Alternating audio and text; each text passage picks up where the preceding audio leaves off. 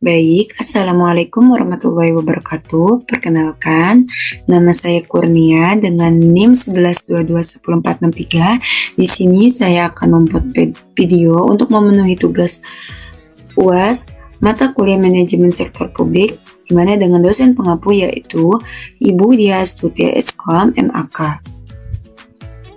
Selanjutnya, di sini saya akan menjelaskan mengenai manajemen dana perimbangan, dana bagi hasil, dana alokasi umum, dan juga dana alokasi khusus. Nah, di mana kita akan membahas dana perimbangan terlebih dahulu. Apa itu dana perimbangan? Dana perimbangan adalah dana yang bersumber dari pendapatan anggaran pendapatan belanja negara APBN yang dialokasikan kepada daerah untuk mendanai kebutuhan daerah dalam rangka pelaksanaan desentralisasi. Selanjutnya, fungsi dana perimbangan, di mana yang pertama untuk bagian dana dari pendapatan negara yang dialokasikan kepada pemerintah daerah untuk mendukung penyelenggaraan pemerintah dan pelayanan publik di tingkat daerah. Yang kedua, bersifat spesifik dan dialokasikan untuk tujuan tertentu seperti pembangunan proyek infrastruktur atau program-program prioritas pemerintah. Dan yang ketiga, mekanisme pembagian pendapatan antara pemerintah pusat dan pemerintah daerah, terutama yang berasal dari sektor sumber daya alam seperti minyak, gas, atau tambang. Next, selanjutnya ada tujuan dana perimbangan, di mana dana perimbangan ini bertujuan mengurangi kesenjangan fiskal antara pemerintah dan pemerintahan daerah, dan juga antar pemerintah daerah. Jumlah dana perimbangan ditetapkan di setiap tahun anggaran dalam pendapatan anggaran pendapatan belanja negara, atau bisa disebut juga APBN. Dana perimbangan terdiri dari dana bagi hasil DBH, dana alokasi umum DAU, dan dana alokasi khusus DAK. Pengawasan atas pelaksanaan dana perimbangan ini sesuai dengan peraturan perundang-undangan ya. Sebelum ditetapkannya rekening kas umum negara dan rekening kas umum daerah, penyaluran dana perimbangan dilakukan melalui rekening bendaharawan umum negara atau kas negara ke rekening kas daerah. Selanjutnya, kita masuk ke dana bagi hasil atau DBH. Apa sih yang dimaksud dengan dana bagi hasil? Nah, dana bagi hasil adalah dana yang bersumber dari pendapatan anggaran pendapatan belanja negara atau bisa disebut juga APBN yang dialokasikan kepada daerah berdasarkan angka persentase untuk mendanai kebutuhan daerah dalam rangka pelaksanaan desentralisasi. Dengan tujuan apa? Dengan tujuan untuk memperbaiki keseimbangan vertikal antara pusat dan juga daerah dengan memperhatikan potensi daerah penghasil. Dana bagi hasil ini terdiri beberapa jenis ya, di antaranya ada dana bagi hasil pajak dan juga dana bagi hasil SDA. Kita masuk ke dana bagi hasil pajak. Yang termasuk dana bagi hasil pajak yaitu yang pertama ada PBBP 3.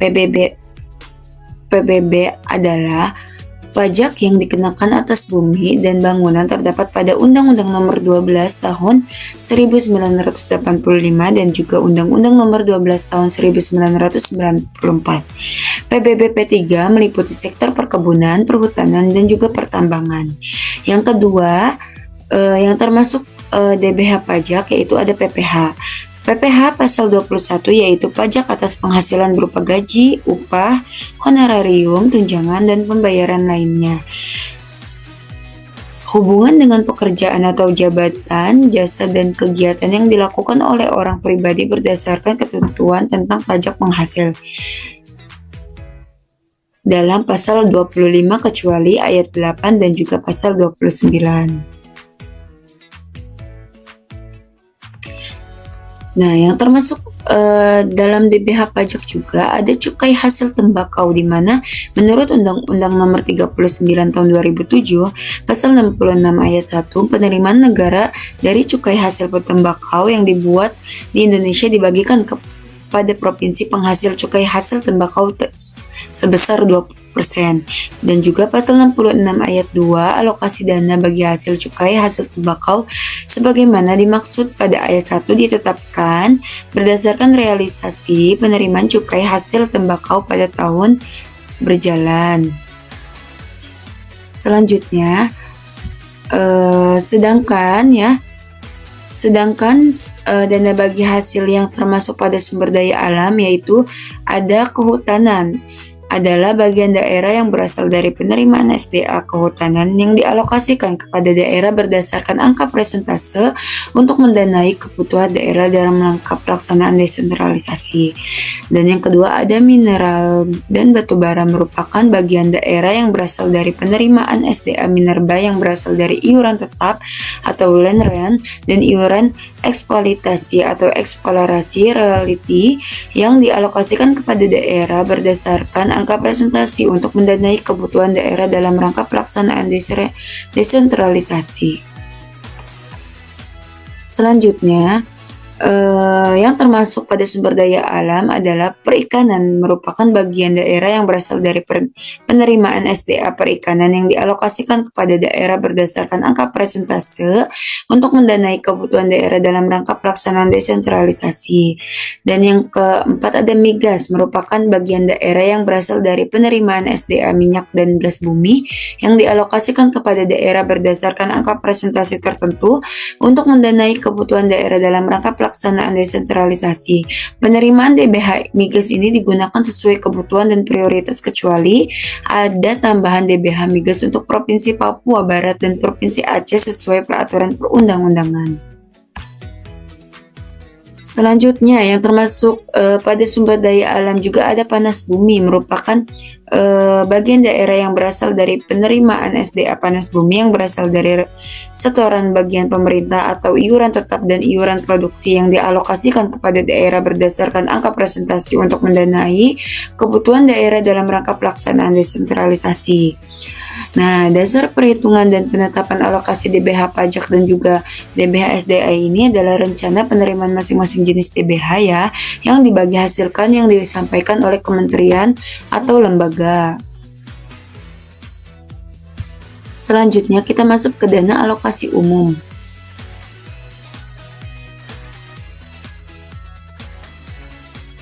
Di mana dana alokasi umum adalah dana yang bersumber dari pendapatan APBN yang dialokasikan dengan tujuan pemerataan kemampuan keuangan antar daerah untuk mendanai kebutuhan daerah dalam rangka pelaksanaan desentralisasi. Pengalokasian DAU didasarkan pada formula DAU dengan konsep alokasi dasar yang memperhitungkan belanja gaji PNSD dan celah fiskal, yaitu selisih antara kebutuhan fiskal dengan kapasitas fiskal.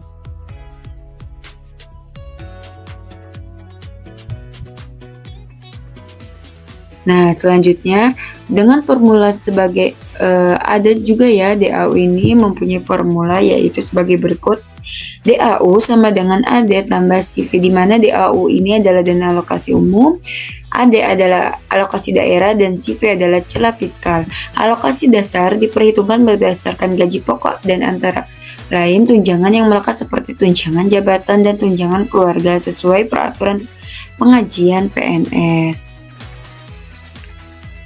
Selanjutnya, celah fiskal adalah selisih dari kebutuhan fiskal dikurangi kapasitas fiskal. Kebutuhan fiskal dicerminkan oleh pendanaan daerah untuk melaksanakan fungsi layanan dasar umum, seperti penyediaan pelayanan kesehatan puskesmas dan pendidikan sekolah, penyediaan infrastruktur, dan pengentaskan masyarakat dari kemiskinan. Yang dimaksud kapasitas fiskal apa sih? Nah, kapasitas fiskal adalah pendapatan asli daerah plus yang ditambah dana bagi hasil pajak dan bagi hasil SDA. Ada 4 pokok kebijakan DAU yang harus diperhatikan. Yang pertama ada pagu DAU nasional dalam APBD bersifat tidak tetap karena dapat berubah sesuai perubahan pendapatan dalam negeri neto pada APBN untuk menjaga kredibilitas APBN. Yang kedua ada alokasi diarahkan untuk mengurangi ketimpangan fiskal antara daerah. Kebijakan ini menyempurnakan formulasi DAU dengan bobot alokasi dasar dan celah fiskal sehingga formula DAU ini semakin fokus pada tujuan pemerataan kemampuan fiskal untuk penyelenggaraan pembangunan daerah. Dan yang ketiga ada memberikan afirmasi kepada daerah kepulauan di mana sejak tahun 2008 pengalokasian DAU ini telah memperhitungkan luas wilayah laut sebagai variabel kebutuhan fiskal. Yang keempat ada DTU, infrastruktur bertujuan untuk meningkatkan kualitas belanja dan mendorong pertumbuhan ekonomi yang digunakan untuk meningkatkan kualitas belanja, mengentaskan kemiskinan dan mengurangi kesenjangan penyediaan pelayanan publik antar daerah. Penyaluran DAU ini dilakukan setiap bulan sebesar 1/12 pagu DAU. Selanjutnya ada dana alokasi khusus atau bisa disebut juga DAK. Apa sih yang dimaksud dengan DAK? Nah, DAK adalah dana yang bersumber dari pendapatan APBN yang dialokasikan kepada daerah tertentu dengan tujuan untuk membantu mendanai kegiatan khusus yang merupakan urusan daerah dan sesuai dengan prioritas nasional. Besaran DAK ini ditetapkan oleh setiap tahun dalam APBN ya. DAK ini dialokasikan kepada daerah tertentu untuk mendanai kegiatan khusus yang merupakan urusan daerah. Nah, pemerintahan penetapan kriteria DAK yang meliputi kriteria umum. Kriteria umum ini ditetapkan dengan mempertimbangkan kemampuan keuangan daerah dalam APBD, dan juga yang kedua ada kriteria khusus di mana ditetapkan dengan memperhatikan peraturan perundangan dan karakteristik daerah, dan yang ketiga ada kriteria teknis di mana ditetapkan oleh Kementerian Negara atau Departemen Teknis. Selanjutnya, perhitungan alokasi DAK ini peraturan pemerintah nomor 55 tahun 2005 tentang dana perimbangan dilakukan melalui ada dua tahap, yaitu ada yang pertama ada penentuan daerah tertentu yang menerima DAK. Nah, penentuan daerah tertentu harus memenuhi kriteria umum, kriteria khusus, dan juga kriteria teknis. Kriteria umum peraturan pemerintah nomor 55 tahun 2005 ini tentang dana perimbangan dirumuskan berdasarkan kemampuan keuangan daerah yang dicerminkan dari penerimaan umum APBD setelah dikurangi belanja pegawai negara sipil daerah. Kemampuan keuangan daerah dihitung melalui indeks fiskal neto. Daerah yang memenuhi kriteria umum ini merupakan daerah indeks fiskal neto tertentu yang ditetapkan setiap tahunnya. Nah, sedangkan kriteria khusus dalam peraturan pemerintah nomor 55 tahun 2005 tentang dana perimbangan ini dirumuskan berdasarkan yang pertama ada peraturan perundang-undangan yang mengatur penyelenggaraan otonomi khusus. Yang kedua ada karakteristik daerah di mana karakteristik khusus dirumuskan melalui indeks kewilayahan oleh Menteri Keuangan dengan mempertimbangkan masukan dari Menteri Negara Perencanaan Pembangunan Nasional dan Menteri atau pimpinan lembaga terkait. Nah, kriteria teknis peraturan pemerintah nomor 55 tahun 2005 ini tentang dana perimbangan disusun berdasarkan indikator-indikator kegiatan khusus yang akan didanai dari DAK. Kriteria teknis ini dirumuskan melalui indeks teknis oleh Menteri Teknis terkait. Menteri Teknis menyampaikan kriteria teknis kepada Menteri Keuangan. Selanjutnya, penentuan besaran alokasi DAK masing-masing daerah. Nah, yang kedua ya.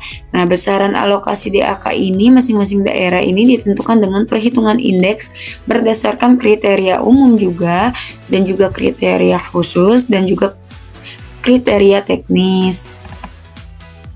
Selanjutnya, berikut merupakan peraturan Wali Kota Bekasi nomor 14 tahun 2014 2024 terbaru ya. Di sini saya mengambil peraturan terbaru dari Wali Kota Bekasi. Nah, yang pertama ada ketentuan pasal 26 yang diubah sehingga berbunyi sebagai berikut. Pasal 26 ayat 1 di mana anggaran dana perimbangan sebagaimana dimaksud pada dalam pasal 25 sebesar 2.528.529.000 rupiah bertambah sebesar 122.873.078.705 rupiah sehingga menjadi 2.401.157.705 rupiah. Yang terdiri atas apa sih dana perimbangan ini? Nah, di situ ada dana terdiri dari dana transfer umum, dana bagi hasil ya, dana transfer umum, dana alokasi umum, dana transfer khusus, dana alokasi khusus, dan juga dana transfer khusus, dana alokasi khusus DAK. Nah, ada pasal 26 ayat 2 di mana dana transfer umum, dana bagi hasil DBH ini sebagaimana dimaksud pada ayat 1 huruf A sebesar 161.609.102.000 rupiah bertambah sebesar 7.333.972.000 rupiah sehingga dana itu juga menjadi 168.943.074.074 rupiah. Nah, selanjutnya pasal 26 ayat 3 di mana dana transfer umum, dana alokasi DAU ini sebagaimana dimaksud pada ayat 1 huruf B sebesar 1.342.888.597.000 rupiah. Nah, dan juga ada pasal 26 ayat 4 dana transfer khusus, dana alokasi khusus DAK fisik sebagaimana dimaksud pada ayat 1 huruf C sebesar 799.980.000 rupiah yang bertambah sebesar 45.832.744.097 rupiah sehingga menjadi 46.632.724.097 rupiah. Nah, dana yang selanjutnya ada pasal 26 ayat 5 di mana menerangkan dana transfer khusus, dana alokasi khusus DAK non fisik sehingga sebagaimana yang dimaksud pada ayat 1 huruf D ini sebesar 545.237.400.000 rupiah bertambah sebesar 69.706.362.608 rupiah sehingga menjadi 614.936.762.608 rupiah. Nah, itulah tadi pembahasan mengenai dana perimbangan, ada dana bagi hasil, dana alokasi umum, dan juga dana alokasi khusus. Sekian ya dari saya, Kurnia. Mohon maaf bila ada kata-kata yang salah dan juga kurang bagus dalam penyampaian. Kurang lebihnya saya mohon maaf. Terima kasih. Saya akhiri. Wassalamualaikum warahmatullahi wabarakatuh.